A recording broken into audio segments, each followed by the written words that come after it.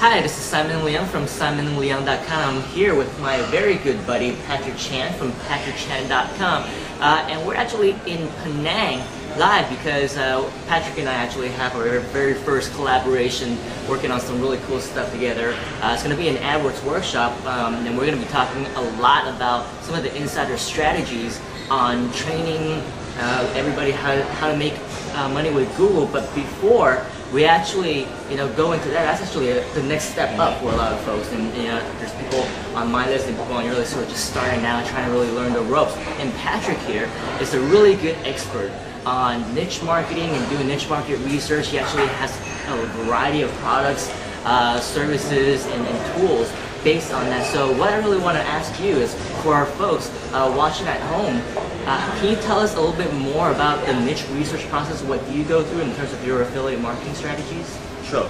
Hi everyone, Patrick here. Now, when we use Google AdWords, there are actually two ways of how we use it. One is to make money online, where you can use the direct linking strategy. We'll be able to elaborate a little bit more about direct linking in a short while. The other form of method that you can use AdWords is actually to drive traffic to your website, and that is by doing niche marketing. Now, meaning that you already have an existing internet business. The only concern is that you're not too sure whether this niche market is something that can be profitable or not. Now, most of the time, what people do is that they base their decisions on metrics like how many searches, how many ads running, how much people are bidding, and so on. But in reality, how you know whether a niche market is profitable or not is to understand the niche. My point is that you could have, like, say, 1 million searches on goldfish, assuming that's the case. And if you're trying to sell a goldfish course, alright, now you're not going to sell a goldfish course, because goldfish itself will cost you like a couple of bucks in the United States or in Singapore and so on. And if your cost is like $20 US, I mean, they rather buy a new goldfish than taking care of the goldfish. You get the point? Yeah. So the thing is that you must understand the niche market, and you must understand the profitability of it. So the nature of the niche market. Or let's say that you find the search engines and it says that fixing Mercedes engines like have a lot of searches, right? Now, does that mean that it's going to be a profitable niche if you create a course on how to fix your own engine? Chances are no, because those people who drive Mercedes probably are a higher level of people. Means that they have additional income. Means that they rather have a mechanic to fix for them rather than they go and fix the engine themselves. Does that make sense? Now, so that's why a lot of people, when they get traffic by using Google AdWords and so on, do their internet business and they think, why is it not making money? Now, because if you get it wrong at the first phase of understanding your niche market, that's where you get it wrong everywhere. Now, the thing is, for some people who just want to get started and they don't have a so-called internet business, as in terms of their own products or their own websites. Now, we should be able to share a little bit more of the strategy of how you use direct linking, like a surface explanation of what it is all about. Oh yeah, absolutely. Well, with direct linking, obviously in the past several months, Google has made a lot of different changes to their policies, to the way that everything works. So now, if you use the direct linking method, only one domain name can be displayed on Google.com. So back in the day, you'll see maybe pages and pages of eBay.com ads or Amazon.com ads. Well, Google, along with their users, realized that this was really something that was really low value to them. They wanted to enhance the user experience. They wanted to give people more variety. So now, what we really need to do is make sure that we are one up against our competition. That's why the niche research process is so important. First of all, we want to make sure that we find something where we are in a competitive space, not only with the amount of ads that are up there, but also we want to make sure that there are people out there who are buying something like that. So once we find something that perhaps maybe seasonal trends like Halloween costumes or Christmas ornaments or Valentine's Day gifts, we want to make sure that people first of all are buying, and if there is a buying market, then we want to have the links up there so that it's perfectly capable of somebody to compete in that space. So if we have, say, if I'm, for example, buying or promoting something from Amazon.com and you are doing the exact same thing, then essentially we are both in competition.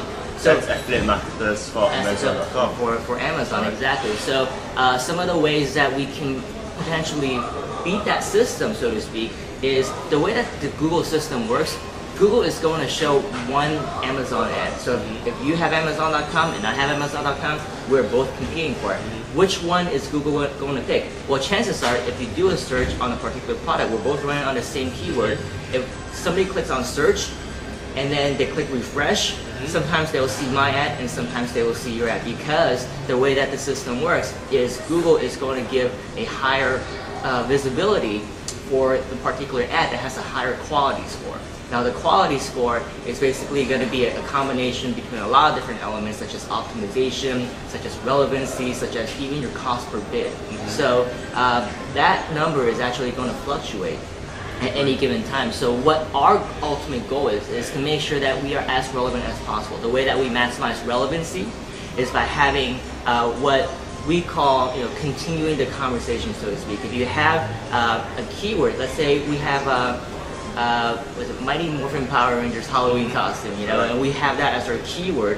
What we want is to have Power Ranger Halloween costumes in our ad, and then drive that page directly to the Mighty Morphin Power Ranger Halloween costume on your landing page. Does that make sense? So we're maximizing relevancy.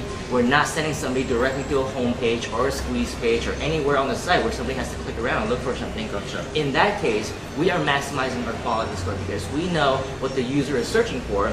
We specify that on the ad, and then we take them directly to what they need. And then with something like that, the way that we obviously want to continue improving our ads is to ultimately continue to test and track new things. We want to continue to improve upon anything that we feel can even be improved even more, So we want to work even harder and harder for that. And direct linking is really no different, if you think about it, than maximizing your quality for any variety of product, even if it's for your own website, because we do want to maximize relevancy. We want to minimize our costs, and by giving what Google what they want, especially giving the Google users what they want, which is finding something as fast as they can, finding the solution to a problem or the answer to that question, we are essentially maximizing relevancy all across the board, and it's a win-win situation. Right, and for guys, if you're new to the whole Google concept of Google AdWords, right, there are two main ingredients that will determine how relevant or how high or how much visibility that your ads will actually get. Which is one, how much you're willing to pay per click, and the other one on your click-through rate. So what does click-through rate mean? It means that, let's say for 1,000 impression, means that 1,000 times your ad is being viewed, and let's say you have says 100 times being clicked. Alright, this is just a theoretical example. It means that you have 10% click-through rate, which is very high, right? For 10% is considered very high. Right. So that is what you mean by click-through rate. Now on a tactical level, right? To follow up what Simon just mentioned on relevancy, congruent, and so on, is that on your campaign, right, for each keyword, theoretically, if you want to have one ad group for each keyword, theoretically. Of course, if you're really doing reality, it's going to be very hard for you to do that. But if you can do that, then you will increase your, so to speak, relevancy, because now each of your ad can actually have the keyword that you are bidding at. Alright. So, by the way, we're running through this really fast because we really want to share with you additional techniques, strategies that I can pick from Simon here today. This is not like a home course, like a 5 hours video recording. It's just going to be like a few minutes. Let me just bounce more ideas with you. So, what else you can do with Google AdWords? I know it's a very subjective questions, but some people might be so new to Google AdWords, they might be thinking, alright, so now I know about Google AdWords. So what can I actually do with Google AdWords? So I know to get traffic. What's next? Well, what's next is really you want to continue growing your business. You want to continue with the niche research process, which is why we want to spend so much time in that initially, because once you master the niche research process, how to find a product to promote, how to find a service to promote, well, you can duplicate the process over and over and over again. And really, a key thing that many people miss, and this is something that we actually got this idea yesterday as a result of looking at your AdWords account. There's a lot of different ways that we can even compete in spaces that are very, very competitive, which is kind of go into different markets in different places, located in different countries or cities all around the world, and using a lot of different language targeting as well. I mean, a lot of people don't really know this, but inside your AdWords account, in your ad campaign settings, you can set your country settings, you can set your language settings. But what most people do is they kind of feel like because their ad is in English, because they want to write an ad and appeal to English speakers, they have in their language settings only English. And so what that does is it fully alienates everybody else who don't have that. You know, let's say in Asia, anywhere, like in Singapore or maybe somewhere else, where their target language, their primary language set on their browser is not English. It might be Chinese, or in Japan, it might be in Japanese, right? So even though those people are searching on something that is in English, your ad is not going to appear to them, because the way that the system works is if you set to English, then only those who have English as their browser settings are going to see your ad. True. And that's one more tip that you pointed out to me yesterday. Now this is from Simon that see, I like to see my Google AdWords. I've been using AdWords since like 2003, made a handsome, comfortable income from Google AdWords. But see, with all strategies, there are always rooms for improvement. And I just showed to him my Google AdWords account. And when he ran through that, there's one thing that he pointed out for me that I'm not doing correctly, which caused me to actually spend more money per clicks, which is this: I did not put what we call the filter keywords. So I run ads, negative keywords, correct, negative keywords. So I mean, I'm going really fast right now, so you've got to have a Google campaign to understand where I'm referring to. The point is this: so I'm competing in a niche like work at home. Now the thing is that when I run my keywords called work at home, I did not have the negative keyword thing. So someone could be searching for work at home scams, okay? And my ad will actually come out. But here's the thing: the psychology, the mentality of someone who's looking for a work at home scam. What do you think? What do you think that they are thinking? They might be doing research on a neutral ground, or they could be skeptics. Then, if I'm selling a product related to work at home, right? Do you think that it's going to be easy to convince them? Chances are, I could, but it's going to be more complex, harder than someone who's looking for work at home opportunity. You see, the thing is that, but because of that, right, I might be spending money on traffic that's not as targeted as I want to. Which means when you look back into your existing campaign, see if you can put the negative keywords, the filters. So assuming if your product is not targeting to Canadians, then you might want to have it negative Canada and so on. Or if it's not targeted to Asians, or it's not targeted to Australians and so on. Because certain of your products, your products might be suitable for certain citizens or certain type of people and so on. So that is one of the key points that I just discovered from Simon, and I just want to share with you. Now, Simon, is there any one last tip or final advice that you might have for our subscribers? Sure, and I think one of the biggest thing that people should take away from this video, if you're not currently using Google AdWords, is you really ought to, because Google has just such a tremendous database. They have 200 million people going to google.com, searching on Google every single day. You're basically guaranteed to have massive traffic. And with the AdWords program, if you advertise on google.com, you don't pay unless somebody clicks on your ad. So it makes perfect sense for you to do something like that. And so I think one of the biggest setbacks for most people is they kind of have the mindset that it's advertising. You want to pay, you need to pay Google or something. Well, again, you don't pay unless somebody clicks on your ad. You're guaranteed visitors. Plus, you have 100% control of your budgets. The only thing that is required is a $5 USD activation fee, and then after that, if you don't want to spend more than $1 a day on Google AdWords, you don't have to. You set your own budgets. You set how high you want to bid per keyword. So if you know your numbers, if you know your metrics, we talked about testing and tracking.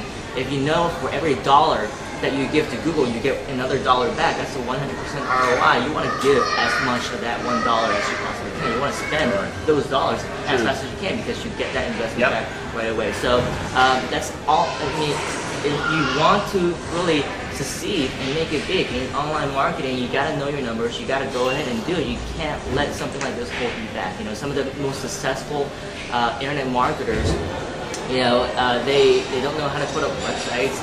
They don't know how to really do too much of the testing and tracking on their own. They outsource it, but if they had let that stop them, then they wouldn't be where they are today.